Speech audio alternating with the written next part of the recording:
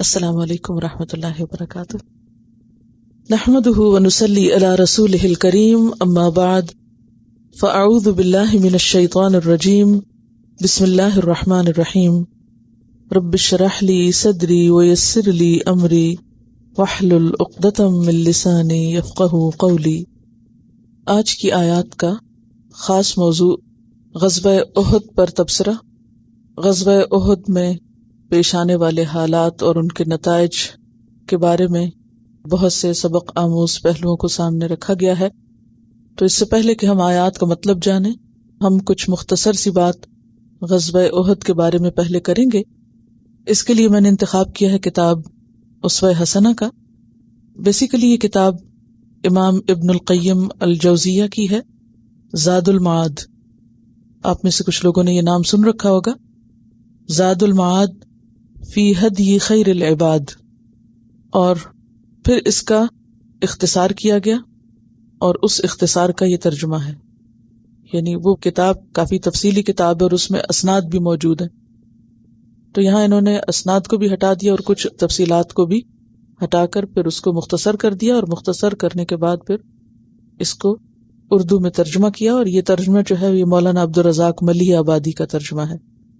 کافی اچھا ترجمہ ہے، مجھے گفتگو میں روانی کے اعتبار سے یہ نسبتاً آسان لگا، تو اس لیے آپ کے سامنے اسی سے بات رکھوں کہ انشاءاللہ کچھ مزید تفصیلات کی ضرورت ہوئی تو دوسری کتابوں سے بھی لی جائیں گی۔ غزوہ احد۔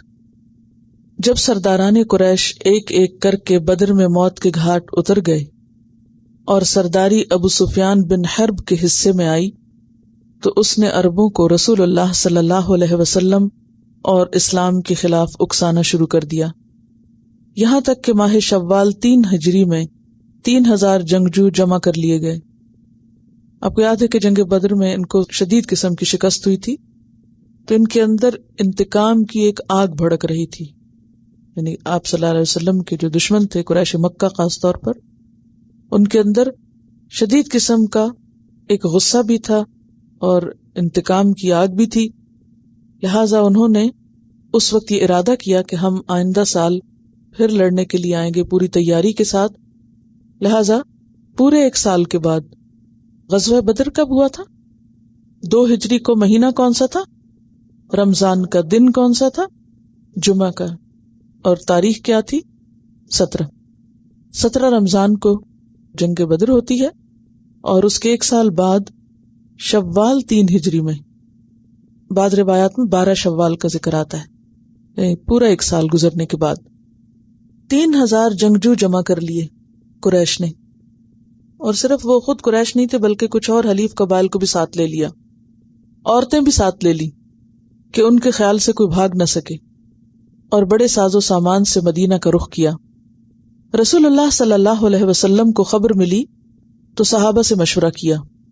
خود آپ کی ذاتی رائے یہ تھی کہ مدینہ کے اندر ہی قلعہ بند ہو کر بیٹھے، اگر دشمن مورچے توڑ کر اندر گھس آئے تو ایک طرف گلیوں کے موڑ اور راستوں کے سروں پر انہیں کامیابی سے قتل کیا جائے، دوسری طرف عورتیں چھتوں پر سے سنگباری کریں۔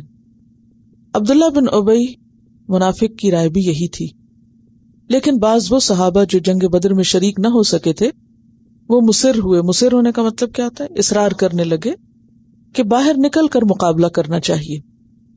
چنانچہ آپ اٹھے اور گھر سے اپنا جنگی لباس پہن کر نکل آئے۔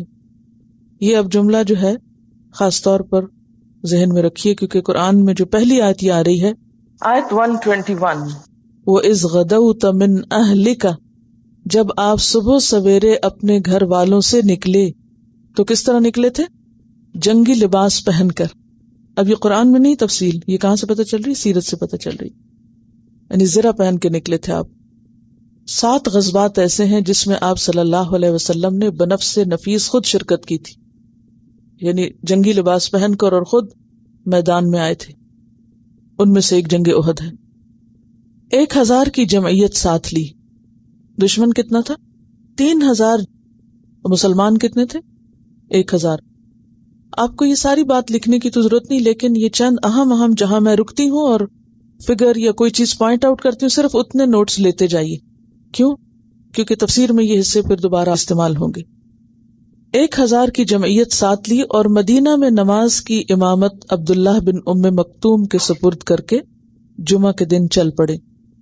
راستے میں عبداللہ بن ابی نے مسلمانوں میں پھوٹ ڈالنی چاہی اور یہ کہہ کر کہ میری رائے پر دوسروں کی رائے کو ترجیح دی جاتی ہے، اپنے 300 ساتھیوں کو لے کر لوٹ پڑا۔ پہلے نکلا اور پھر 300 اور لوگوں کو ساتھ لے کر جو اس کی بات ماننے والے تھے واپس آ گیا۔ عبداللہ بن حزام جو حکیم بن حزام کے بھائی تھے اور یہ حضرت خدیجہ کے بھتیجے بھی تھے، دور تک سمجھاتے رہے اور غیرت دلاتے چلے گئے، یعنی عبداللہ بن ابی کو سمجھاتے بجھاتے رہے کہ ایسا نہ کرو، مگر اس نے ایک نہ سنی اور مدینہ چلا گیا۔ یہ دیکھ کر بعض مسلمانوں نے مشورہ دیا کہ اپنے حلیف یہودیوں کو مدد کے لیے بلایا جائے۔ جب دیکھا کہ تعداد بہت تھوڑی ہو گئی تو بعض نے کیا کہا کہ یہود کو بلا لیا جائے، مگر آپ نے اس سے قطعی انکار کر دیا۔ آپ کو معلوم ہے کہ نبی صلی اللہ علیہ وسلم جب مدینہ ہجرت کر کے تشریف لائے تھے تو ایک معاہدہ طے پایا تھا۔ اس معاہدے کی روح سے جو بھی مدینہ میں رہنے والے لوگ تھے، جو کہ 3 حصوں پر اب مشتمل تھے، انصار، مہاجرین اور یہود، ان کے درمیان ایک میثاق ہوا تھا۔ میثاق کس کو کہتے ہیں؟ وہ وعدہ جس پہ قسم کھائی جائے اور پکا وعدہ۔ وہ پکا وعدہ کیا تھا کہ اگر مدینہ سے باہر کوئی بھی مدینہ پر حملہ آور ہوگا تو سب مل کر اس کا مقابلہ کریں گے۔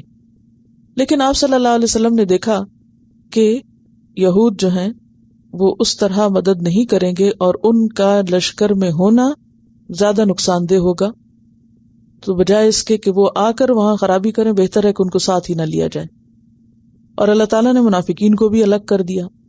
اب صرف 700 لوگ باقی رہ گئے، اور پھر آپ دیکھیے کہ یہ توازن کس طرح بدل جاتا ہے۔ آپ چلتے چلتے احد کی گھاٹی پر پہنچ گئے۔ احد مدینہ سے تقریباً 4 میل دور ہے۔ پہاڑ کو پشت پر کر کے اتر پڑے۔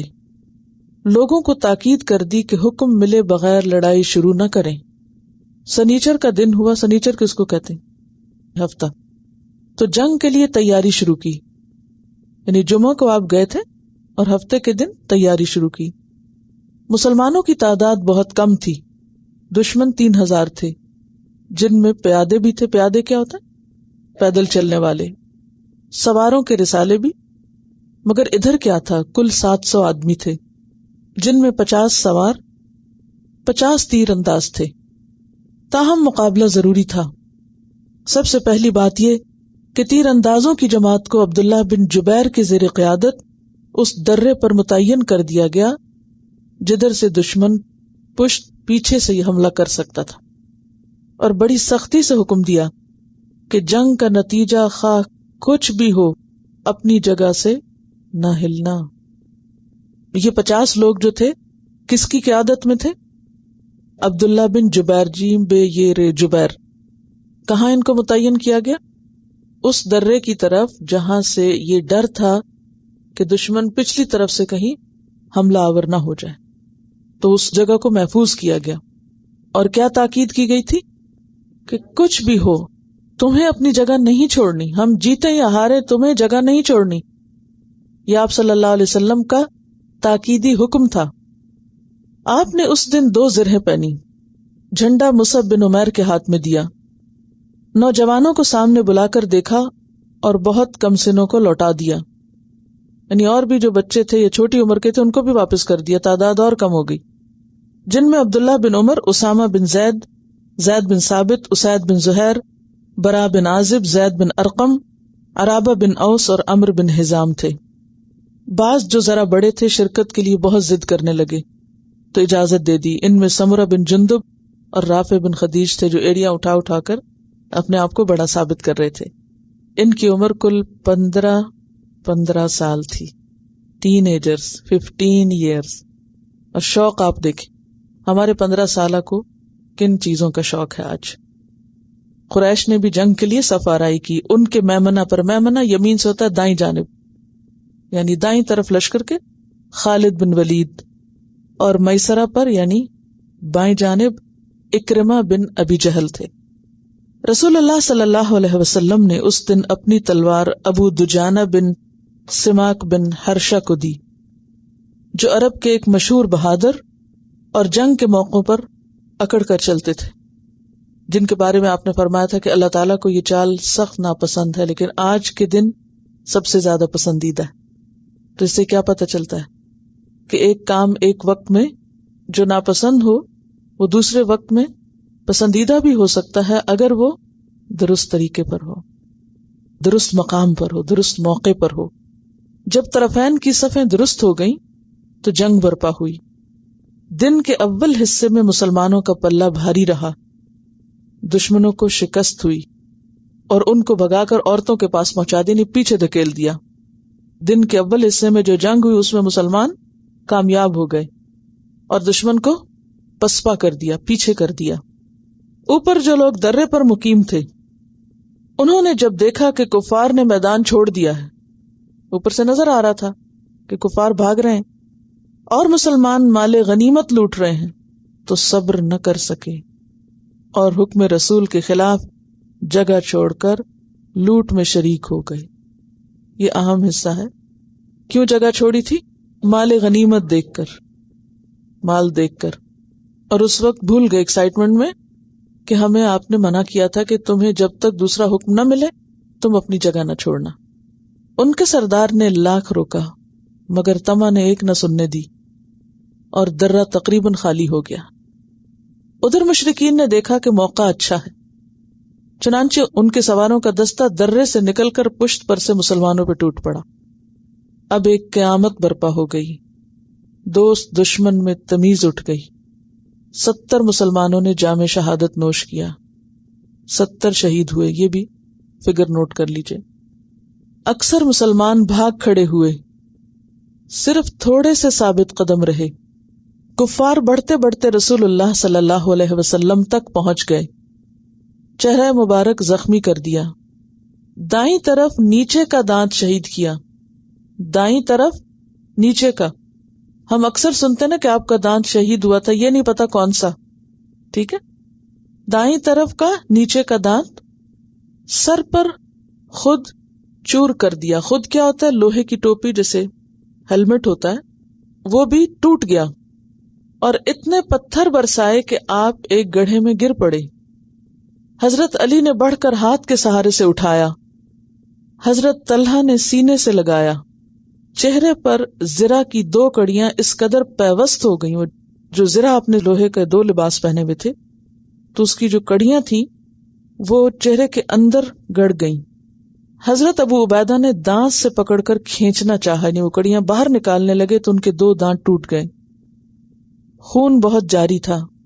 ابو سعید خدری کے والد مالک بن سنان نے رخسار پر منہ لگا کے خون چوس لیا۔ یہ صحابہ کی محبت ہے۔ مصعب بن عمیر علمبردار آنکھوں کے سامنے شہید ہو گئے، یہاں مصعب بن عمیر شہید ہوتے ہیں۔ جھنڈا حضرت علی کو دے دیا گیا کیونکہ ان کے پاس پہلے جھنڈا تھا، جب وہ شہید ہوئے تو حضرت علی کو دے دیا گیا۔ مشرکین کا زور برابر بڑھتا جا رہا تھا اور اپنے اس ارادے کے پورا کرنے پہ تلے ہوئے تھے جسے خدا پورا نہ کرنا چاہتا تھا۔ کیا ارادہ تھا ان کا؟ کہ نبی صلی اللہ علیہ وسلم کو نعوذ باللہ ختم کر دیں۔ تقریباً 10 مسلمان یکے بعد دیگرے رسول اللہ صلی اللہ علیہ وسلم کی مدافعت کرتے ہوئے قربان ہوئے، یعنی ایک کے بعد ایک صحابی سامنے آ جاتے تھے، وہ شہید ہو جاتے تھے، جب وہ شہید ہوتے فوراً ایک اور آ جاتا، پھر ایک، تاکہ آپ کو بچائیں۔ اس کو کہتے ہیں کہ ان کی محبتیں واقعی سچی محبتیں تھیں، کہ انہوں نے جو عہد کر رکھا تھا کہ ہمیں آپ ہماری جان سے بھی زیادہ پیارے۔ آپ کو یاد ہوگا وہ موقع کہ جب حضرت عمر رضی اللہ تعالیٰ عنہ نے ایک دفعہ کہا تھا کہ یا رسول اللہ صلی اللہ علیہ وسلم، مجھے آپ سے محبت ہے اور آپ مجھے ہر چیز سے زیادہ عزیز ہیں، میرے بچوں سے، میرے مال سے، ہر چیز سے، سوائے میری اپنی جان کے، مجھے اپنی جان زیادہ عزیز ہے آپ سے۔ تو آپ نے فرمایا تھا کہ عمر سوچ لو کیا کہتے ہو، تو اس پر انہوں نے کہا میں نے سوچ لیا، خدا کی قسم اب آپ مجھے میری جان سے بھی زیادہ عزیز ہیں۔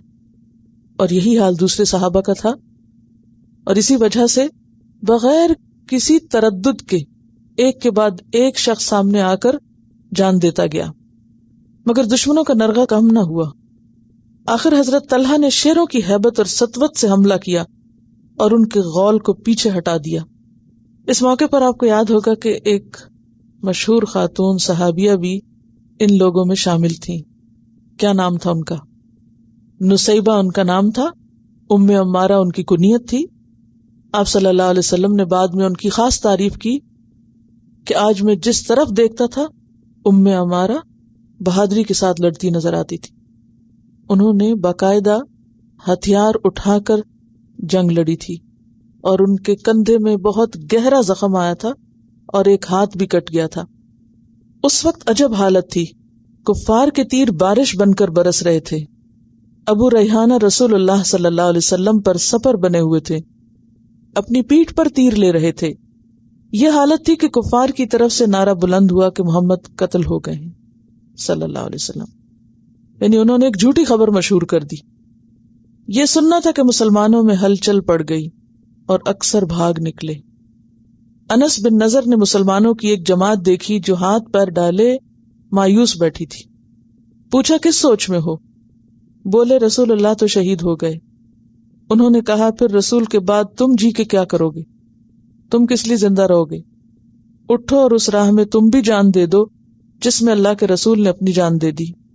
یہ کہہ کر آگے بڑھے تو سعد بن معاذ نظر آئے. ان سے کہا اے سعد، احد کی طرف سے مجھے جنت کی خوشبو آ رہی ہے، اور دشمنوں پہ ٹوٹ پڑے. بعد میں دیکھا گیا تو تیر، تلوار اور نیزے کے 70 زخم جسم پر تھے انس بن نضر کے. حضرت عبد الرحمن بن عوف بھی اس دن سخت زخمی ہوئے تھے. انہیں تقریباً 20 زخم لگے تھے. جب ذرا کفار کا ہنگامہ کم ہوا تو رسول اللہ صلی اللہ علیہ وسلم مسلمانوں کی طرف تشریف لائے.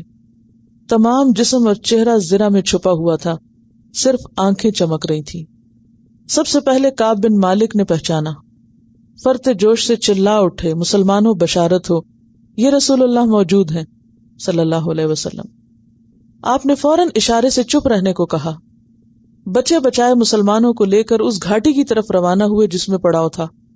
اس وقت حضرت ابوبکر، عمر، علی، حارث بن السمہ الانصاری وغیرہ ساتھ تھے.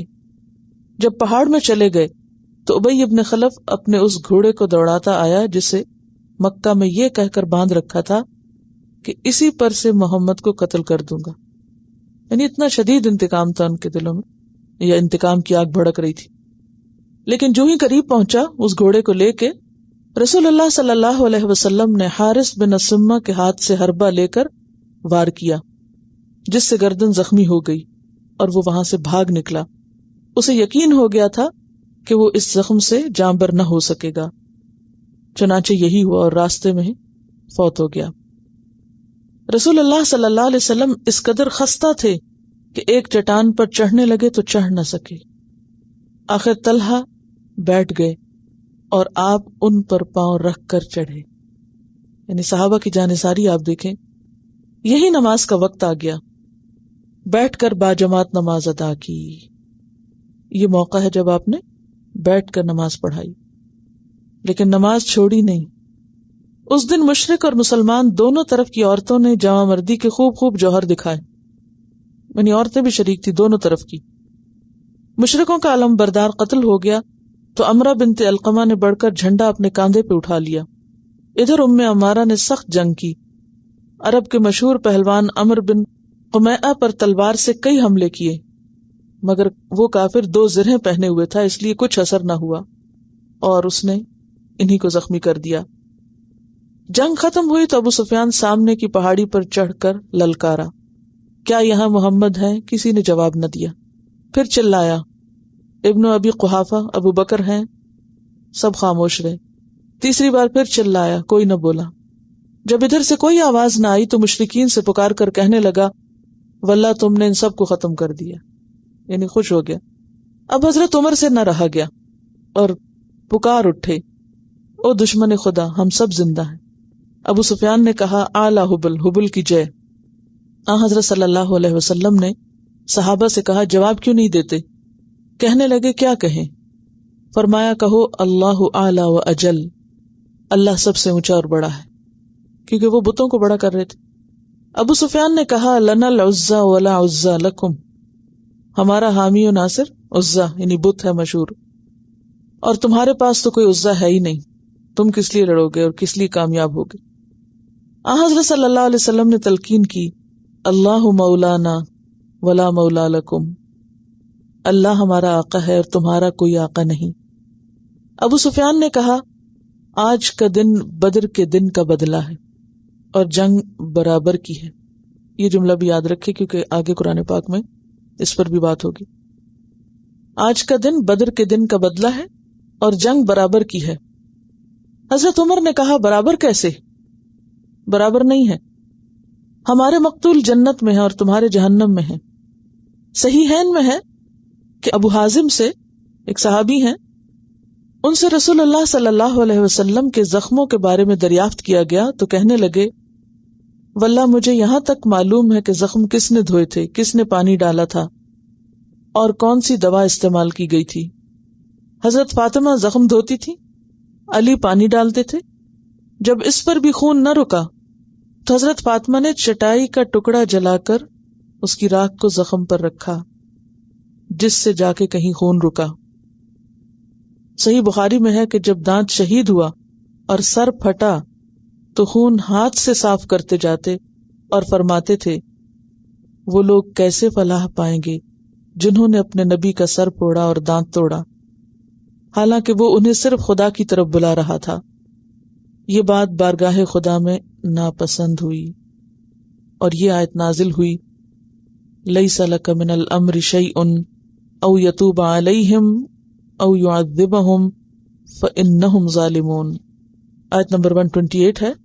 اس کا مطلب کیا ہے کہ اس معاملے میں آپ کا کچھ دخل نہیں، اس معاملے میں آپ کا کچھ دخل نہیں کہ اللہ ان کی توبہ قبول کرے یا انہیں سزا دے، کیونکہ وہ ظالم ہیں۔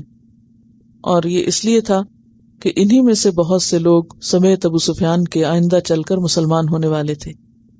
اس قیامت خیز جنگ میں جبکہ عام طور پر لوگ بھاگ کھڑے ہوئے، انس بن نضر ثابت قدم رہے، کفار پر بار بار حملہ کرتے اور کہتے خداوند ان لوگوں کی طرف سے میں تجھ سے معذرت چاہتا ہوں، یعنی ان بھاگنے والوں کی طرف سے میں معافی چاہتا ہوں، کیونکہ میدان جنگ سے بھاگنا جو کبیرہ گناہوں میں سے ہے نا، اور لوگوں کی حرکتوں سے اظہار برات کرتا ہوں، یعنی یہ جو کچھ سب کر رہے ہیں، بھاگ دوڑ رہے ہیں ادھر ادھر، تو میں ان سب کی طرف سے اظہار برات کرتا ہوں۔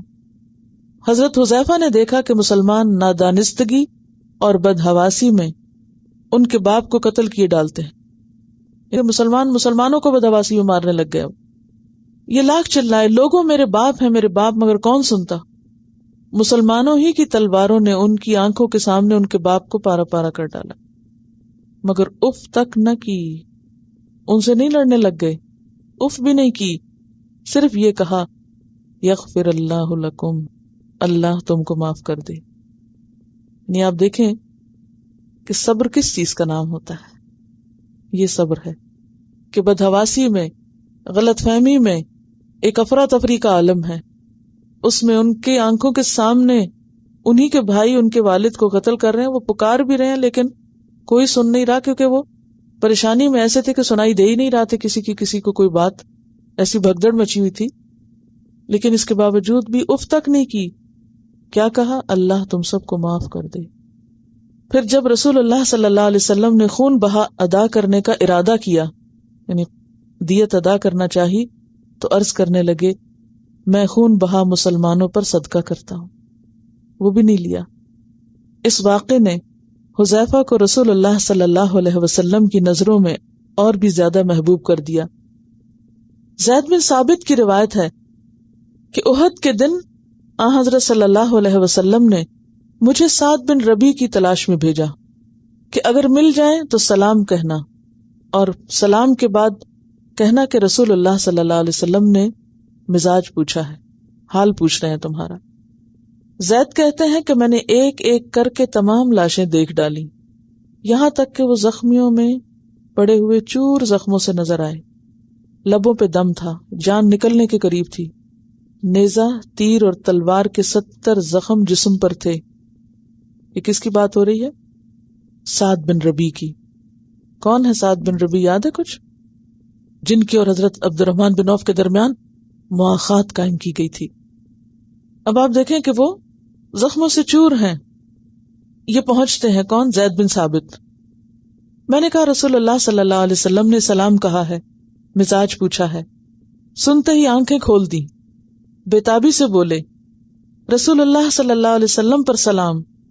زید تم رسول اللہ صلی اللہ علیہ وسلم سے کہنا کہ ساتھ جنت کی خوشبو سونگ رہا ہے، اور میرے قبیلے سے کہنا کہ اگر تمہارے جیتے جی دشمن رسول اللہ صلی اللہ علیہ وسلم تک پہنچ گئے تو کل خدا کے ہاں کوئی عذر کام نہ آئے گا۔ اور یہ کہا اور روح پرواز کر گئی۔ ایک انصاری خون میں لوٹ رہا تھا، دوسرے انصاری کا ادھر سے گزر ہوا تو یہ زخمی اسے کہنے لگا، اے شخص کیا تو نے بھی سن لیا کہ محمد قتل ہو گئے؟ وہ مومن صادق بولا، اگر محمد قتل ہو گئے تو کیا ہوا، تبلیغ حق تو کر گئے، تجھے بھی چاہیے کہ اپنے دین پر سے فدا ہو جا۔ اس پر قرآن میں یہ آیت نازل ہوئی، وما محمد الا رسول قد خلت من قبلہ الرسل۔ اور پھر جنگ احد ایک بہت بڑے مارکے کی جنگ تھی، مسلمانوں کی شکست بلا وجہ نہ تھی، اللہ کی بہت بڑی حکمتیں اس میں پوشیدہ تھی۔ عملاً یہ بتانا مقصود تھا کہ جنگ میں سپہ سالار کی اطاعت فوج پر فرض ہے، امیر کی اطاعت لازم ہے، نافرمانی کا نتیجہ ہلاکت کے سوا کچھ نہیں۔ اس شکست کا نتیجہ یہ ہوا کہ بعد میں مسلمان بہت ہوشیار رہنے لگے اور ان ساری باتوں سے بچنے لگے جو شکست کا سبب ہوتی ہیں۔ اس سے کیا پتہ چلتا ہے؟ بعض اوقات انسان کسی کی نصیحت سے وہ سبق نہیں لے سکتا جتنا اپنی غلطی سے لے سکتا ہے۔ پھر چونکہ سنت الہی ہمیشہ سے یہی ہے کہ اگرچہ فتح آخر میں حق اور اہل حق ہی کو ہوتی ہے، لیکن درمیان میں شکست اور فتح طرفین کو ہوتی رہتی ہے، کیونکہ اگر ہمیشہ کامیابی حق ہی کو ہوتی رہے تو پھر مومن اور کافر، صادق اور کاذب یعنی جھوٹے اور سچے کے درمیان، مومن اور منافق کے درمیان فرق نہ ہو سکے۔ ہر شخص بغیر سوچے سمجھے، بغیر شعوری ایمان لائے زمرہ مومنین میں داخل ہو جائے، حالانکہ اللہ تعالیٰ کیا چاہتا ہے کہ حق و باطل میں فرق کرے۔ اللہ تعالیٰ کو یہ بھی بتانا تھا کہ دیکھو رسول کی عمر محدود ہے، یعنی چونکہ ایک دفعہ مشہور ہو گیا کہ آپ چلے گئے تو ریاکشن بھی دیکھنا تھا، تو اس کے لیے بھی تیار کرنا تھا کہ ان کی عمر محدود ہے، وہ ہمیشہ رہنے کو نہیں آئے، کیونکہ موت تو ایک اٹل حقیقت ہے، لیکن حق جو ہے وہ ہمیشہ رہنے کے لیے آیا ہے، اٹل ہے۔ مسلمان اگر حق پر ہوں تو ان کی نظر اشخاص پر نہیں ہوگی یا کسی کی موت و حیات پر نہیں ہوگی، بلکہ ان کی نظر اپنے فرض کی ادائیگی پر ہونی چاہیے۔ چنانچہ مسلمانوں کو سخت قسم کی زجر و توبیخ، زجر و توبیخ کیا ہوتا ہے؟ ڈانٹ۔ زجر و توبیخ کی گئی کہ میدان جنگ میں رسول اللہ صلی اللہ علیہ وسلم کی شہادت سن کر ایسے بدحواس کیوں ہوئے کہ گویا حق بھی ختم ہو گیا۔ یہ ایک بہت سخت امتحان تھا کہ کون حق کے لیے حق کی اتباع کرتا ہے، اللہ کی اطاعت کرتا ہے، اور کون صرف نبی صلی اللہ علیہ وسلم کو دکھانے یا آپ کی خاطر کچھ کرتا ہے کہ اگر آپ نہیں تو کام بھی چھوڑ بیٹھے، کہ گویا حق بھی مر گیا اور خدا بھی نہیں رہا جس نے اپنے رسول کے ذریعے حق بھیجا تھا۔ تو یہ آیات پھر نازل ہوئی، وما محمد الا رسول۔ اس کے بعد ہی اللہ تعالیٰ نے واضح کر دیا کہ محمد رسول اللہ صلی اللہ علیہ وسلم سے پہلے بہت سے انبیاء اور بہت سے اہل حق قتل ہو چکے ہیں، مگر مومنین صادقین کبھی نہ گھبرائے اور نہ مایوس ہوئے۔ تو یہ بھی تو ایک صبر ہے نا، کیا کس موقع پر مایوس نہ ہو؟ اپنے لیڈر کے انتقال پر، یا بظاہر نظر آنے والی چیزوں کی توقع پر کہ وہ اگر نہ رہے تو انسان اپنا کام نہ چھوڑ بیٹھے۔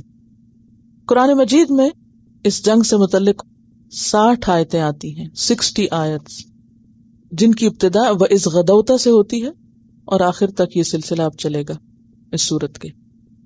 اب ہم آیات کو دیکھتے ہیں۔ وَإِذْ غَدَوْتَ مِنْ أَهْلِكَ، اور جب صبح سویرے تم نکلے اپنے گھر والوں سے، گھر نہیں ہے بلکہ گھر والے ہیں۔ اہل کا کیا معنی ہوتا ہے؟ گھر والے۔ گھر والوں کو گھر چھوڑ کے آپ جنگ کے لیے نکلے۔ غدا یغدو غین دال واو کا معنی ہوتا ہے صبح کے وقت کہیں جانا، غدوہ، اور غدوہ کہتے ہیں فجر اور طلوع آفتاب کے درمیانی وقت کو، یعنی آذان فجر سے لے کر طلوع شمس تک. طلوع فجر سے طلوع شمس تک کے درمیانی وقت کو کیا کہتے ہیں؟ غدوہ. اور اس وقت کہیں جانے کو کہتے ہیں غدا یغدو، اور اسی سے ہے وَإِذْ غَدَوْتَ، اور جب تم صبح کے وقت نکلے، من اہلک، اپنے گھر والوں سے. آپ اس روز حضرت عائشہ کے پاس تھے. تبوئ، تم متعین کر رہے تھے. تبوئ کا روٹ ہے بے واو حمزہ، جگہ ہموار اور درست کرنا، ٹھکانہ بنانا، مناسب جگہ دینا، متعین کرنا. تبوئ المؤمنین، سارے مومنوں کو ان کی مناسب جگہوں پر متعین کر رہے تھے. مقاعدہ، مقعد کی جمع، قاف عین دال قعدہ کا مطلب ہوتا بیٹھنا، اور یہاں مراد کیا ہے؟ ٹھکانے، مورچے، گھات لگانے کی جگہ، بیٹھنے کی جگہ. یعنی مقاعدہ کا لفظی معنی کیا ہوگا؟ بیٹھنے کی جگہ، اور مراد کیا ہے؟ مورچے، ٹھکانے، گھات لگانے کی جگہ. یعنی کس کو کہاں بیٹھنا چاہیے اور کس کام کے لیے بیٹھنا؟ للقتال، جنگ کے لیے. واللہ سمیع علیم، اور اللہ سننے والا تھا، جاننے والا تھا. اب دیکھیے کہ اس سے ایک بڑی اہم بات پتہ چلتی ہے. یہاں ایک ایک لفظ اہم ہے. ایسے ہی نہیں کہا گیا کہ صبح سویرے نکلے اور اپنے گھر سے نکلے اور پھر مخصوص جگہوں پر آپ نے لوگوں کو متعین کیا. اس میں کئی سبق ہیں. پہلی بات تو یہ کہ جب انسان کسی کام کا ارادہ کر لے، وَإِذَا عَزَمْتَ فَتَوَكَّلْ عَلَى اللَّهِ، پھر اللہ پہ توکل کرے اور اس ارادے کو پورا کرے. اسی لیے ہم دیکھتے ہیں کہ جب آپ نکل آئے تو بعض صحابہ نے کہا کہ نہیں اللہ کے رسول صلی اللہ علیہ وسلم، آپ کی رائے زیادہ اچھی تھی، بہتر ہے ہم مدینہ میں ہی لڑیں. تو آپ نے فرمایا کہ نہیں، جب نبی گھر سے نکل آتا ہے تو پھر واپس نہیں جاتا. اور دوسری بات یہ ہے کہ آپ نے اگرچہ توکل کیا تھا لیکن توکل سے پہلے پوری تیاری کی تھی. اس آیت سے یہ بھی پتہ چلتا ہے کہ توکل کا مطلب کیا ہے.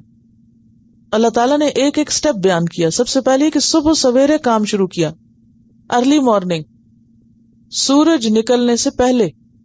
پھر دوسری بات یہ کہ اپنے گھر والوں، عزیزوں اور پیاروں کو چھوڑ کے نکلے، یعنی گھر کا خاص ذکر کیا، کیونکہ ہم سب کو بھی گھر بہت پسند ہوتے ہیں نا. تو گھر سے نکلنا ایک بہت مشکل مرحلہ ہوتا ہے، لیکن جب اللہ کی طرف کسی کو بلایا جاتا ہے تو پھر اس وقت کچھ بھی چھوڑنا پڑے، خواہ وہ گھر کیوں نہ ہو، انسان کو چھوڑنا پڑتا ہے اور چھوڑنا چاہیے. پھر تیسری بات یہاں یہ پتہ چلتی ہے کہ آپ صلی اللہ علیہ وسلم نے اس 1000 میں سے جو 700 بچے اور اس میں سے بھی جو بچے تھے وہ بھی چلے گئے، تو جتنے بھی لوگ تھے ان سب کو ایک بہترین پلاننگ کے ساتھ اس میدان میں جگہ بنا کر دی. تبوئ المؤمنین، ایسے نہیں تھا کہ بھیڑ اکٹھی کر دی اور سارے ایک ہجوم کی شکل میں ادھر جا رہے تھے اور ادھر جا رہے تھے. ہر ایک کو مخصوص جگہ پر متعین کیا گیا. اسی لیے ہم دیکھتے ہیں کہ ایک مشہور مسیحی مستشرق ہے جو آپ صلی اللہ علیہ وسلم کے اس نظم و ضبط کو سراہتا ہے. وہ لکھتا ہے، کتاب ہے ہسٹری آف اسلام، برخلاف اپنے مخالفین کے جو محض ہمت و شجاعت ہی رکھتے تھے، محمد صلی اللہ علیہ وسلم نے کہنا چاہیے کہ فن حرب کی بھی نئی راہ نکالی. مکہ والوں کی بے دھڑک اور اندھا دھند لڑائی کے مقابلے میں خوب دور اندیشی اور سخت قسم کے نظم و ضبط سے کام لیا. یہ جو لوگوں کو جگہوں پر متعین کرنا ہے، اس سے کیا پتہ چل رہا تھا کہ آپ صلی اللہ علیہ وسلم نے ایک شدید قسم کا ڈسپلن ان کے درمیان قائم کیا تھا کہ کون کہاں بیٹھے، کون کہاں رہے، کون کس جگہ ہو، کون کیا کرے. اور کسی بھی بڑے کام کو کرنے کے لیے آرگنائزیشن اور ڈسپلن اور نظم و ضبط بے حد ضروری ہوتا ہے. اب آپ دیکھیے، اگرچہ آپ توکل کر رہے ہیں لیکن بھرپور تیاری کر رہے ہیں، بھرپور ڈسپلن اور آرگنائزیشن سے کام لے رہے ہیں. واللہ سمیع علیم، اور اللہ سننے والا تھا، جاننے والا تھا. کب؟ جب اس وقت، یعنی اس وقت بھی اللہ سن رہا تھا. اللہ تو ہمیشہ سنتا ہے، سنتا تھا، سنتا رہے گا، لیکن خاص موقع کی طرف اشارہ ہے. کب سن رہا تھا، جان رہا تھا؟ جب کیا ہوا تھا؟ جب ہمت ارادہ کیا تھا. کس نے؟ طائفتان، دو گروہوں نے. طائفہ کا لفظ پیچھے پڑھ چکے نا آپ جی. دو گروہوں نے ارادہ کیا تھا. کون تھے یہ دو گروہ؟ منکم، تمہیں میں سے تھے. خزرج میں سے بنو سلمہ اور اوس میں سے بنو حارثہ. ان دو گروہوں نے ارادہ کیا تھا ان تفشلا، کہ بزدلی دکھائیں. تفشلا کا لفظ جو ہے فے شین لام سے ہے، فشل نیا لفظ ہے، بزدلی دکھانا. یعنی مخلص سچے مومنوں میں سے دو گروہوں کے اندر ایک کمزوری آ گئی تھی. اس کی کیا وجہ تھی؟ جب عبداللہ بن ابی اپنے 300 ساتھیوں کو ساتھ لے کر لشکر چھوڑ کے آدھے رستے سے واپس پلٹ گیا اور لوگوں نے دیکھا کہ ہم تو 2 حصے باقی رہ گئے، ایک حصہ تو نکل گیا، یہ کیا ہوا؟ تو انسان ہونے کے ناطے ان کے اوپر ایک کمزوری اور ایک فکر اور ایک خوف کی کیفیت طاری ہوئی. تو انہوں نے ارادہ کیا کہ وہ بھی چلے جائیں، ان تفشلا. لیکن اللہ تعالیٰ نے ان کو ثابت قدم رکھا. واللہ ولیہما، اللہ ان دونوں کا ولی تھا، دوست تھا، مددگار تھا. وعلی اللہ فلیتوکل المؤمنون، اور اللہ پر بس چاہیے کہ مومن توکل کیا کریں، بھروسہ کیا کریں. توکل واو کاف لام، اپنے معاملے کو کسی دوسرے کے سپرد کر دینا، کسی پر اعتماد اور بھروسہ کرنا. حضرت جابر بن عبداللہ انصاری کہتے ہیں کہ یہ آیت ہمارے حق میں نازل ہوئی، اگرچہ اس میں ہمارا عیب بیان ہوا ہے، تفشلا، مگر ہمیں یہ پسند نہیں کہ یہ آیت نازل نہ ہوتی. ہمیں یہ بھی اچھا لگتا ہے کیونکہ اس میں واللہ ولیہما کے الفاظ بھی آتے ہیں. ہمیں اس بات پر فخر ہے کہ اللہ نے ہمیں اپنی دوستی کا شرف بخشا، واللہ ولیہما. اب آپ دیکھیے، ایک لشکر ہے، اس میں سے 300 لوگ نکلتے ہیں اور ان کو جانے دیا جاتا ہے. آپ صلی اللہ علیہ وسلم ان کو نہیں روکتے، نہ اللہ تعالیٰ ان کو روکتا ہے کہ ان کا دل جمائے. وہ جا رہے ہیں، جاؤ، چلے جاؤ.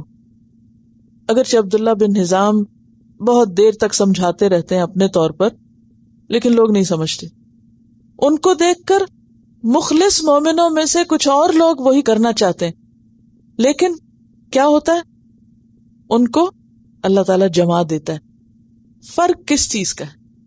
وہ منافق تھے، اس لیے ان کی پرواہ نہ تھی، انہیں جانے دیا. اور جو مومن تھے ان کو اللہ نے جما لیا. اس سے یہ بھی پتہ چلتا ہے کہ سچا مخلص مومن ہونے کے باوجود بھی انسان کے اندر کبھی کمزوری آ سکتی. انسان انتہائی مخلص ہو سکتا ہے لیکن گھبرا سکتا ہے، بزدلی آ سکتی ہے. جیسے ایک حدیث میں آتا ہے نا، آپ سے پوچھا گیا مومن بزدل ہو سکتا تھا، آپ نے فرمایا ہاں ہو سکتا ہے. لیکن ایسے موقع پر اگر انسان کے اندر اخلاص ہو تو اللہ کی مدد بھی فوراً آتی ہے. اللہ تعالیٰ تنہا نہیں چھوڑتا. تو اللہ سن رہا تھا کیا؟ ان کی باتیں، آپس کے مشورے کے ہم بھی چلتے ہیں، اور جانتا تھا ان کے دلوں کا حال کہ ہیں مخلص.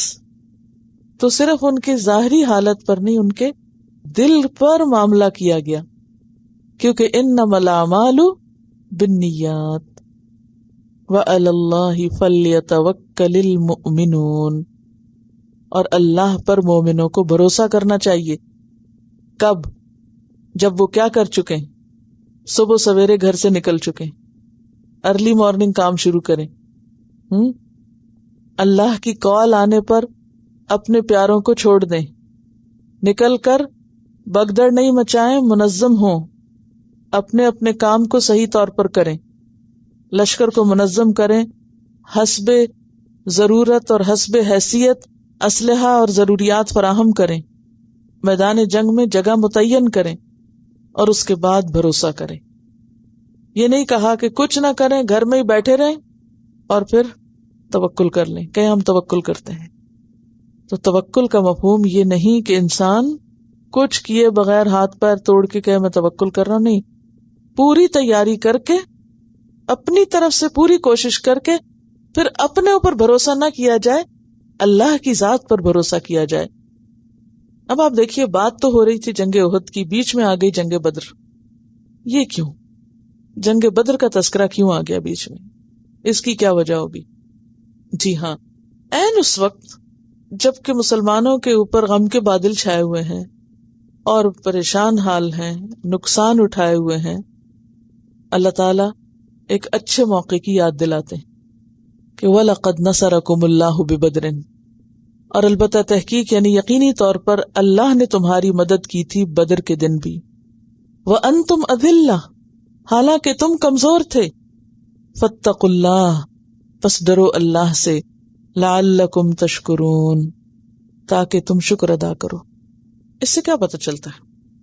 جب کوئی تکلیف آئے، جب کوئی نقصان ہو، جب کوئی پریشانی ہو، جب زندگی میں کوئی کمی ہو جائے، تو انسان رونے دھونے کی بجائے، حسرت و یاس کی بجائے، پریشان ہونے کی بجائے کیا کرے؟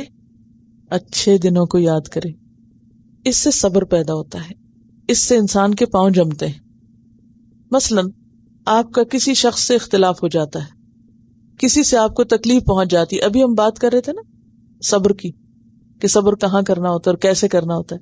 اب آپ دیکھیں، مثلا شوہر اور بیوی یا کوئی دو انسان ہے، آپس میں کسی بات پہ اختلاف ہو گیا، ایک نے دوسرے کو کوئی سخت بات کہہ دی، لڑائی ہو گئی. اب اس موقع پہ شیطان فوراً حاضر ہو جائے گا، کیا کہنے؟ تمہیں تو یہاں کبھی کوئی خوشی ملی نہیں، بس تمہاری قسمت پھوٹ گئی. ایسے موقع پر انسان کیا کرے؟ کوئی اچھا سا واقعہ یاد کرے زندگی کا، کوئی خوشی کا دن یاد کر لے، دوسرے کی طرف سے پہنچنے والا کوئی احسان یاد کر لے کہ اگر اس شخص سے آج مجھے تکلیف پہنچی ہے تو ایک دن مجھے اس سے خوشی بھی تو ملی تھی، اس نے فلاں موقع پر میرا خیال بھی تو رکھا تھا. تو اس سے کیا ہوگا؟ ایک تو فوری طور پر غم کی شدت کم ہو جائے گی، دوسرے یہ کہ بڑے نقصان سے انسان بچ جائے گا. بڑا نقصان کیا ہو سکتا ہے؟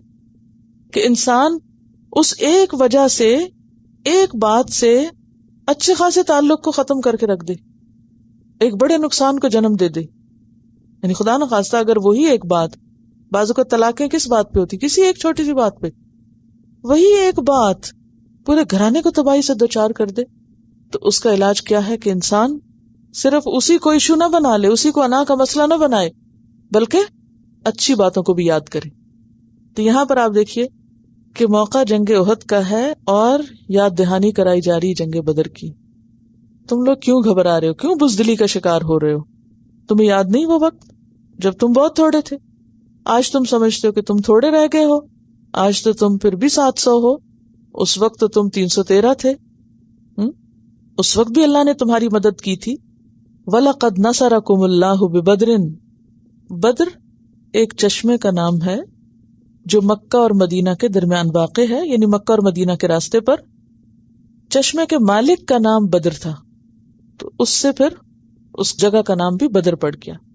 تو اس مقام پر چونکہ یہ جنگ ہوئی تھی، اس لیے اس کو جنگ بدر کہا جاتا ہے. وَأَنْتُمْ أَذِلَّةٌ، اور تم ذلیل تھے.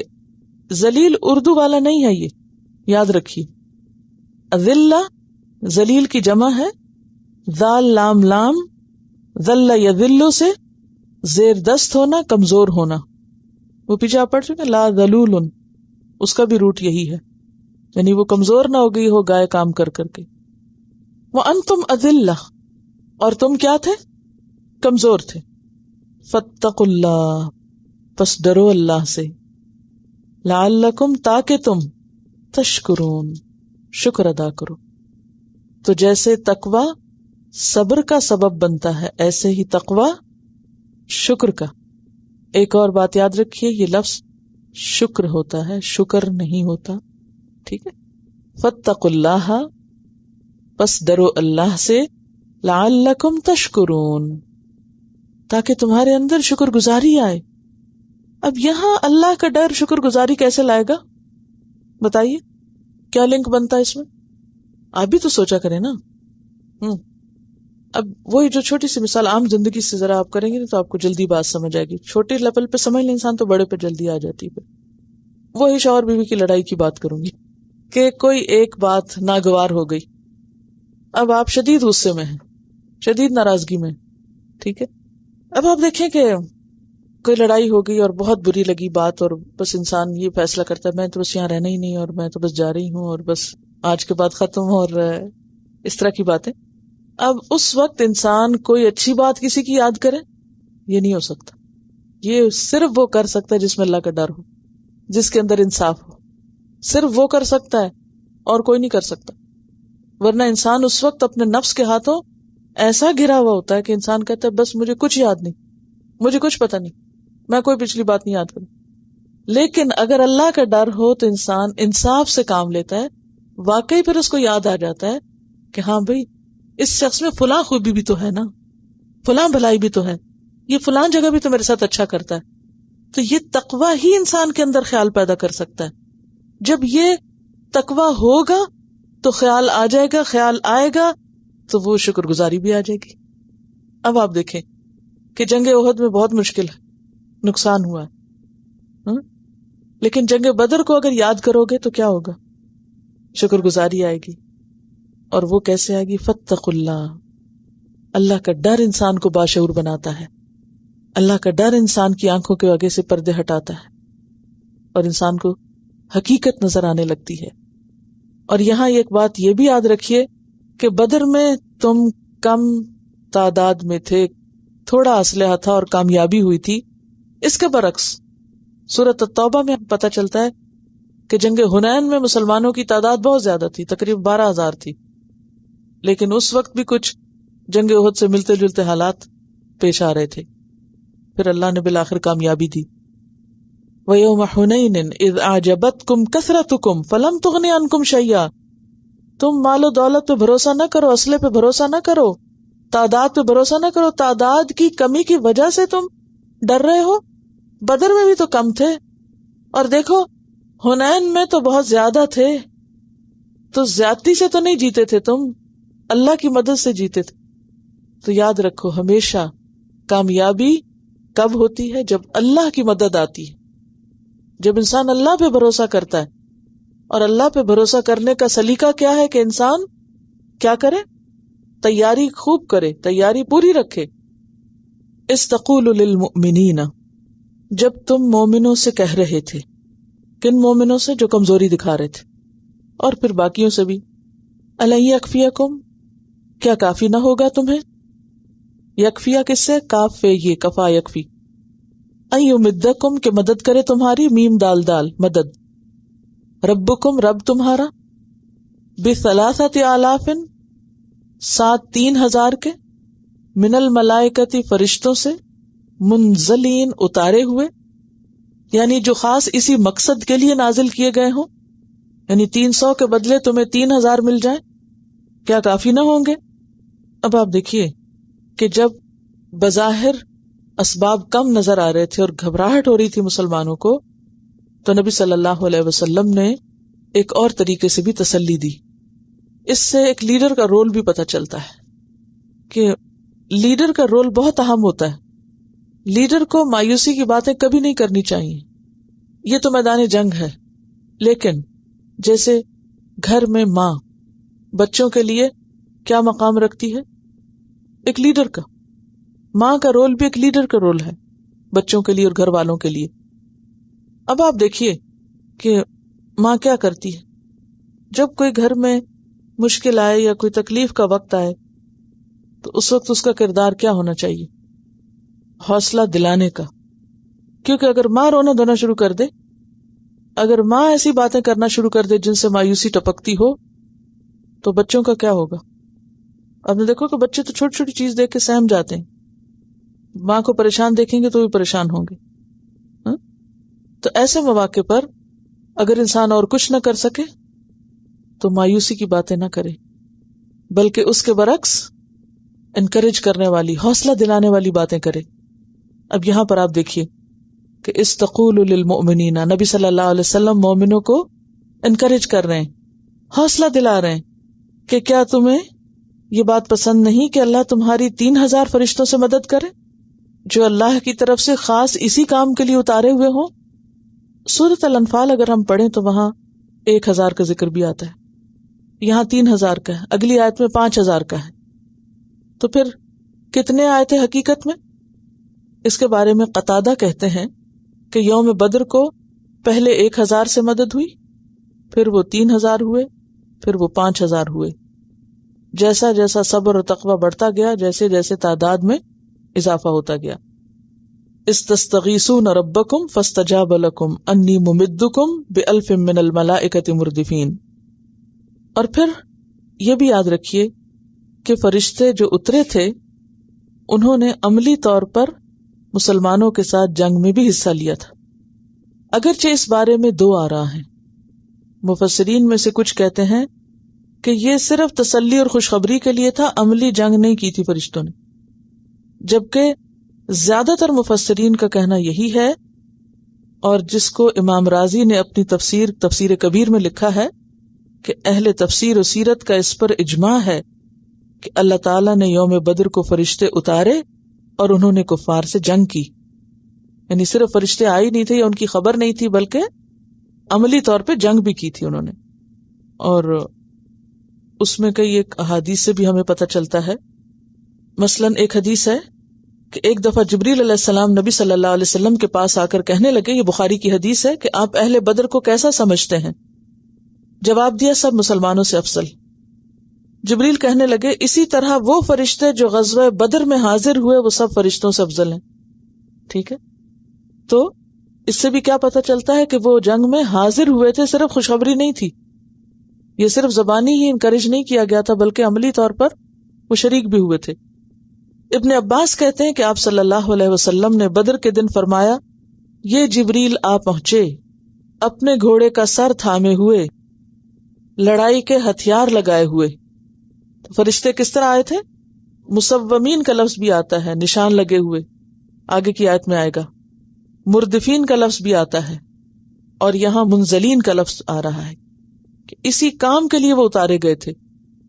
گویا انہوں نے عملی طور پر جنگ میں حصہ لیا تھا. اب یہاں ایک سوال یہ بھی پیدا ہوتا ہے کہ اگر تنہا جبریل نے لوط علیہ السلام کی ساری بستی الٹ دی تھی تو پھر 3000 فرشتوں کی کیا ضرورت تھی، یا 5000 کی کیا ضرورت تھی؟ دشمنوں کو تعداد نظر آئے اور ان کے حوصلے پست ہوں. انسان تعداد سے عام طور پر متاثر ہوتا ہے.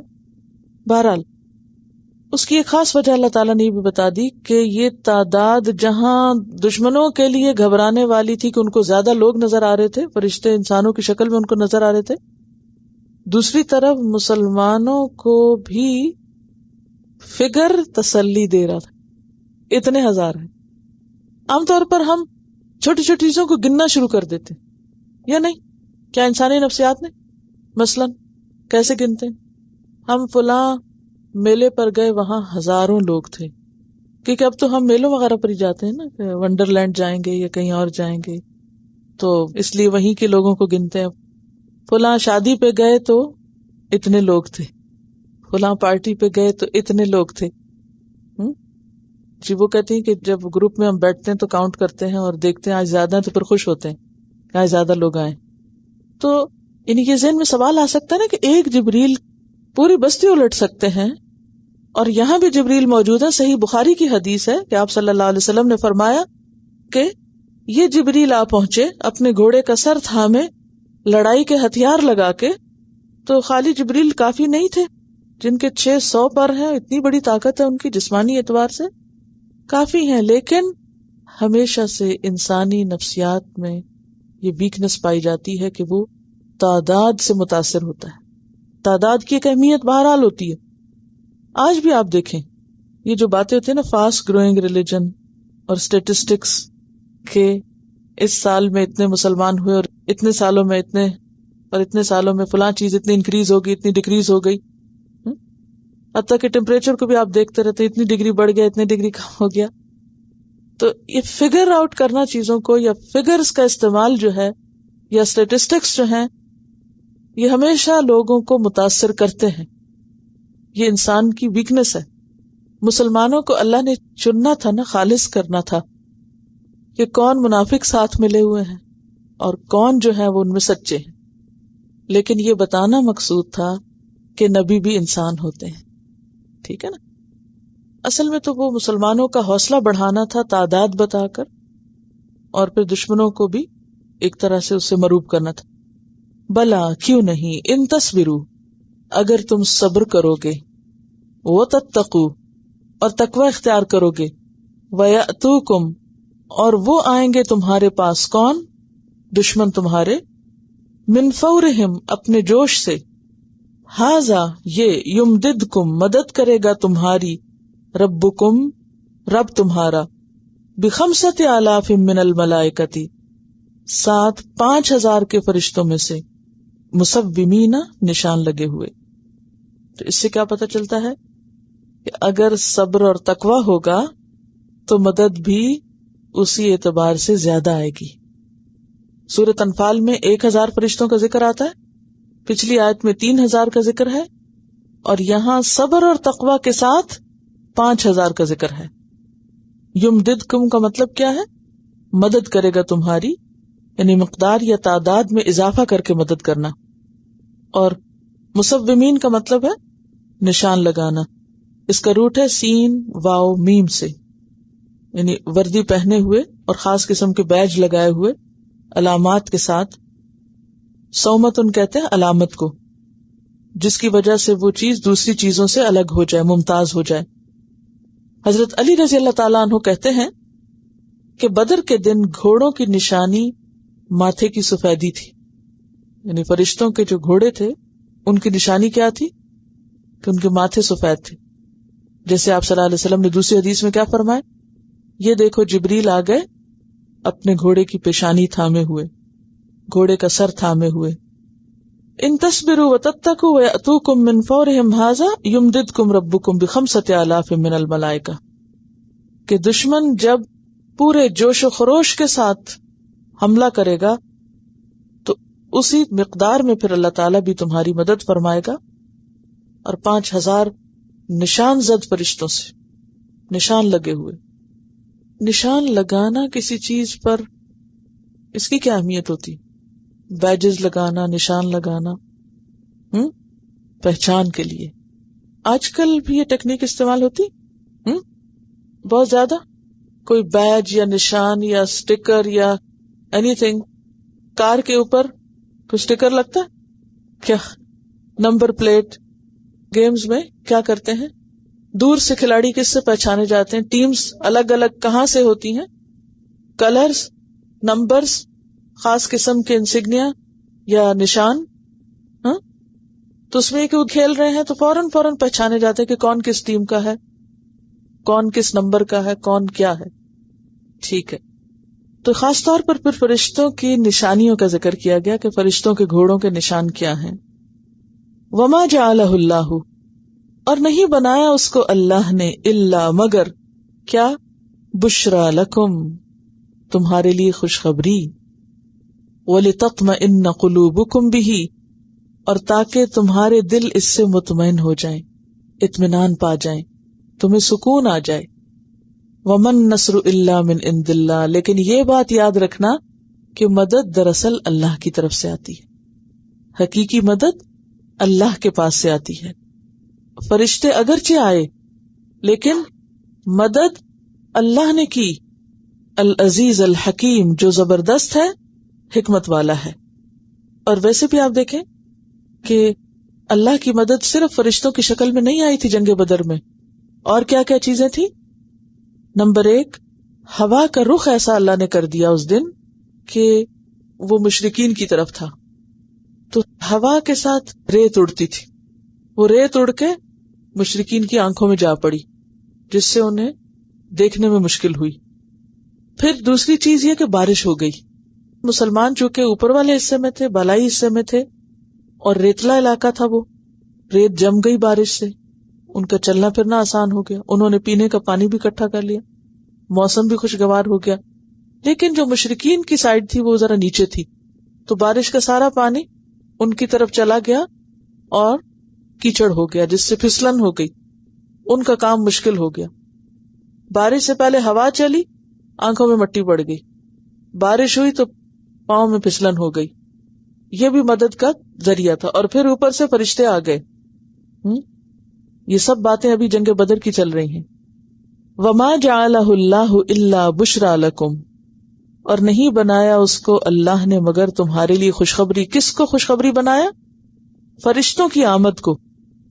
اور اس لیے ان کی تعداد تمہیں بتائی گئی. وَلِتَطْمَئِنَّ قُلُوبُكُمْ بِهِ، تاکہ تمہارے دلوں کو سکون ہو. وَمَن نَّصْرُ إِلَّا مِنْ عِندِ اللَّهِ، لیکن یاد رکھنا کہ اصل مدد اللہ کی طرف سے ہوتی ہے، جو زبردست ہے، حکمت والا ہے. اس سے کیا پتہ چلتا ہے کہ اگر کوئی شخص صبر کرتا ہے، تقوی اختیار کرتا ہے، اپنے وسائل کو اختیار کر لیتا ہے، جو اس کے پاس ہمت طاقت ہے وہ اپنی محنت کر لیتا ہے، اس کے بعد بھی کمی رہ جاتی ہے تو اللہ اس کمی کو فرشتوں کے ذریعے پورا کر دیتا ہے. اور یہ وعدہ صرف اس دور کے لوگوں کے لیے نہیں تھا، یہ ہر دور کے لوگوں کے لیے. ان الذین قالوا ربنا اللہ ثم استقاموا تتنزل علیہم الملائکۃ الا تخافوا ولا تحزنوا وابشروا بالجنۃ التی کنتم توعدون نحن اولیاؤکم فی الحیاۃ الدنیا وفی الآخرہ وَلَكُمْ فِيهَا مَا تَشْتَهِي أَنفُسُكُمْ وَلَكُمْ فِيهَا مَا تَدَّعُونَ. بے شک وہ لوگ جنہوں نے کہا کہ اللہ ہمارا رب ہے اور وہ اس پہ جم گئے، ان پر فرشتے اترتے ہیں. تَتَنَزَّلُ عَلَيْهِمُ الْمَلَائِكَةُ، اور وہ ان کو تسلی دیتے ہیں، اللہ تخافوا ولا تحزنوا، کہ خوف نہ کھاؤ، غم نہ کھاؤ. نحن اولیاؤکم، کیوں ڈرتے ہو، ہم تمہارے دوست ہیں. فی الحیات الدنیا، دنیا کی زندگی میں، وفی الآخرہ، قیامت کے دن بھی. اور وہاں تمہارے لیے جنت ہے، اس میں وہ سب کچھ جو تم چاہو گے اور جس کا تم سے وعدہ کیا جاتا ہے. تو اس سے کیا پتہ چلتا ہے کہ جو شخص سچا ایمان رکھتا ہوگا، اللہ کے ساتھ مخلص ہوگا، اس کی نیت خالص ہوگی، اور پھر اپنے اسباب کو حتی الوسع اختیار کر لے گا تو باقی کمی اللہ خود پوری کر دے گا. اور یہ سب اللہ نے کس لیے کیا؟ لیقطع طرفا، تاکہ کاٹ دے ایک حصہ. طرف کہتے ہیں بازو کو، کنارے کو. مراد ہے یہاں ایک گروہ، اور گروہ سے مراد ان کے سرداروں کا گروہ ہے، کیونکہ جنگ بدر میں کون کون مارا گیا تھا؟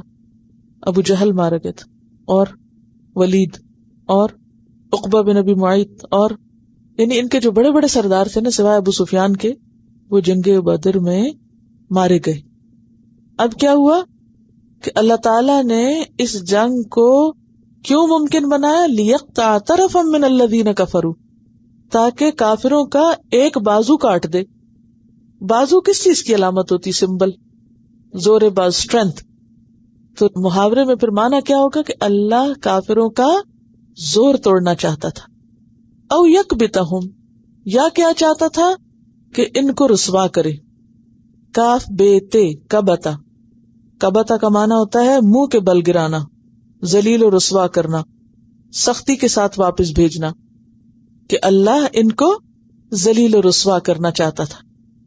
فَيَنْقَلِبُوا خَائِبِينَ، تو وہ پلٹ گئے کس طرح؟ خائب ہو کر، نقصان اٹھا کر، ناکام و نامراد ہو کر. ٹھیک ہے، خا یا با. خیبہ کہتے ہیں ناکامی کو، محرومی کو. وہ محروم ہو کر لوٹے. کب؟ جنگ بدر میں. ابھی سب جنگ بدر کی بات ہو رہی ہے. اب جنگ بدر کی بات مکمل ہو گئی، اب جنگ احد کی طرف آ جائیے. لیس لک من الامر شیء، معاملے میں آپ کا کوئی اختیار نہیں. کس کو کہا جا رہا ہے؟ رسول اللہ صلی اللہ علیہ وسلم کو. کس موقع پر کہا گیا؟ حضرت انس کی روایت ہے کہ میدان احد میں جنگ کے دوران آپ کے دندان مبارک شہید ہو گئے، سر پہ زخم آیا تو آپ اپنے چہرے سے خون پونچھ رہے تھے اور فرما رہے تھے کہ وہ قوم کیسے فلاح پائے گی جس نے اپنے نبی کا سر زخمی کر دیا، دانت توڑ دیا، حالانکہ وہ انہیں اللہ کی طرف بلا رہا تھا. یہ صحیح مسلم کی روایت ہے. تو یہ بات اللہ تعالیٰ کو پسند نہیں آئی، تو اللہ تعالیٰ نے فرمایا کہ نہیں، آپ ایسا نہ سوچئے، یہ تو اللہ کا فیصلہ ہے کہ کون فلاح پائے اور کون ناکام ہو. کیوں؟ اس لیے کہ مالک یوم الدین وہی ہے. دنیا اور آخرت کے سارے معاملات کے اختیار اللہ کے پاس ہیں. او یتوب علیہم، وہ چاہے تو ان کو معاف کر دے، ان پہ مہربان ہو جائے، او یعذبہم، یا ان کو عذاب دے دے، فإنہم ظالمون، پس بے شک وہ ظالم ہے. یعنی اللہ چاہے تو انہیں عذاب دے، اللہ چاہے تو ان کو معاف کر دے. اس سے کیا سبق ملتا ہے ہمیں ججمنٹل نہیں ہونا چاہیے. آج اگر ایک شخص بہت برا نظر آتا ہے نا، بہت خراب نظر آتا ہے، تو ہم اسے لک ڈاؤن کرتے ہیں کہ یہ ایسا اور یہ ویسا، اور پھر کبھی اس کے بارے میں بری رائے بھی دے دیتے ہیں، یا پھر اس کو برا بھلا بھی کہنا شروع کر دیتے ہیں، یا ہم اس کے بارے میں فیصلہ سنانا شروع کر دیتے ہیں. اس نے تو کبھی سدھرنا ہی نہیں. کہتے ہیں نا، اس کو نہیں ہدایت ملنی، یہ کیسے ہدایت پا سکتا ہے، اس کے تو یہ اور یہ کرتوت ہے. ایسی باتیں کرنا اللہ کو ناپسند ہے. ہمیں نہیں پتا کہ جس کے بارے میں ہم کچھ کہہ رہے ہیں اللہ اس کو تو ہدایت دے دے، اور ہمیں فکر اپنی ہونی چاہیے کہ ہمارا کیا بنے گا. دیکھیے، کسی کے بارے میں بھی کچھ کہنے سے پہلے اپنے آپ کے لیے بھی ضرور سوچ لیں. دوسروں کا تو جو ہوگا سو ہوگا، ہمارا اپنا کیا ہوگا. اور آپ نے اکثر دیکھا ہوگا کہ جو بات ہم کسی پہ کہتے ہیں نا، کل وہ ہمارے اپنے سامنے آ جاتی ہے. یہ اتنی تجربہ کی ہوئی بات ہے. آپ دوسروں کے بچوں کو کہیں برا بھلا، اپنے سامنے آئے گا. آپ کسی کے کیریکٹر پہ بات کریں، کیونکہ ایسی باتیں کرنا اللہ کو ناپسند ہے. اللہ اپنی ساری مخلوق سے محبت کرتا ہے. ساری مخلوق اللہ کی تخلیق ہے. اللہ کو پتا ہے کہ کون کیا کر رہا ہے، لیکن اللہ تعالیٰ کو معاف کرتے ہوئے ذرا بھی دیر نہیں لگتی اور کچھ مشکل نہیں ہوتی. اگر کسی بندے کے اتنے زیادہ گناہ ہو جائیں کہ وہ زمین سے لے کے آسمان تک کی جگہ بھر دیں، تو اللہ تعالیٰ فرماتے ہیں اگر وہ میری طرف پلٹ آتا ہے اور معافی مانگتا ہے تو میں سارے گناہ معاف کر دوں گا اور مجھے کچھ پرواہ نہیں. اسی لیے ایک حدیث میں آتا ہے، جس نے یہ کہا کہ لوگ ہلاک ہو گئے فَهُوَ أَهْلَكُهُمْ، تو وہ خود سب سے بڑھ کے ہلاک ہونے والا ہے. کسی کے بارے میں کہنا فلاں جہنمی ہے نعوذ باللہ، یا یہ کہ فلاں برباد ہو جائے گا، فلاں نے تو کامیاب ہونا ہی نہیں، اور فلاں پہ ایسا اور فلاں پہ ویسا، ایسی زبان نہیں کھولنی چاہیے. عام روزمرہ زندگی میں بھی کسی کے بارے میں کوئی تبصرہ کرتے وقت، کوئی کمنٹ پاس کرتے وقت، کوئی ججمنٹ دیتے وقت ضرور سوچیں، اور کئی بار سوچیں. اور اگر ایسی بات خدا نہ خواستہ انسان ہونے کے ناطے بھول کے زبان سے نکل جائے تو فوراً استغفار کرنی چاہیے. اور ہاں، ایک اور بات یہ بھی پتہ چلتی کہ ہدایت تو سراسر اللہ کے ہاتھ میں، جسے چاہے ہدایت دے، جسے چاہے گمراہ کر دے، جسے چاہے ہدایت دے کے بھٹکا دے، جسے چاہے بھٹکتے ہوئے نکال لائے اور ہدایت دے دے. وَلِلَّهِ مَا فِي السَّمَاوَاتِ وَمَا فِي الْأَرْضِ، اور اللہ کے لیے ہے جو بھی آسمانوں میں ہے، جو زمین میں ہے. يَغْفِرُ لِمَن يَشَاءُ، جسے چاہے معاف کر دے، وَيُعَذِّبُ مَن يَشَاءُ، جسے چاہے عذاب دے دے. واللہ غفور الرحیم، اور اللہ غفور الرحیم ہے. تو بتایا یہ جا رہا ہے کہ سارا اختیار، ساری قوت، ہر چیز کی ملکیت اللہ کے پاس ہے، انسانوں کے پاس نہیں ہے. اس نے اپنے اختیار میں پیغمبر کو بھی حصہ نہیں دیا. وآخر دعوانا ان الحمد للہ رب العالمین. سبحانک اللہم وبحمدک، نشہد ان لا الہ الا انت، نستغفرک ونتوب الیک. السلام علیکم ورحمۃ اللہ وبرکاتہ.